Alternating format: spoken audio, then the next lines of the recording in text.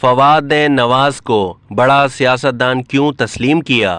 ضمنی الیکشن نون لیگ کو شکست کیوں ہوئی؟ نواز شریف نے کیا کہا؟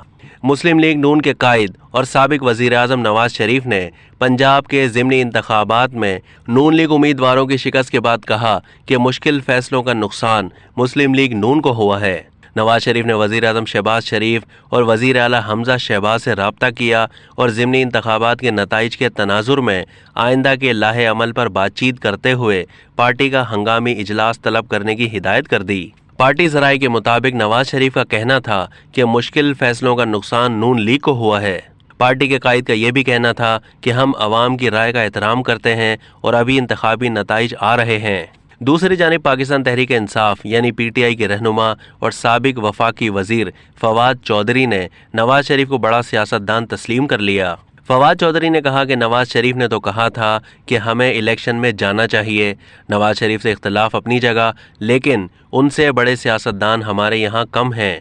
فواد چودھری نے کہا کہ الیکشن کے بغیر مسئلہ حل نہیں ہوگا، انتخابات کروانے ہوں گے، پرویز الہی کا الیکشن ہو جائے گا، لیکن سیاسی استحکام نہیں آئے گا۔ اب تک کے لیے اتنا ہی۔ مزید معلومات کے لیے ڈیلی جنگ کے یوٹیوب چینل کو سبسکرائب کیجیے اور فیس بک کے پیج کو بھی لائک کیجیے۔